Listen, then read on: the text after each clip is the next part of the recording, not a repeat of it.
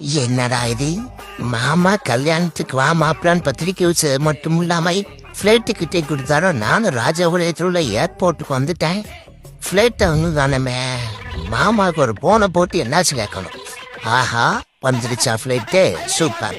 பரவாயில்லையா மாமா 10-15 ஃப்ளைட் அமைச்சிக்கிறேன் நம்ம உறவுக்காக. ஐயா இந்த வரேன் வந்துட்டனையா இருந்தியா? மாமா அனுப்பிச்சுட்டாரா?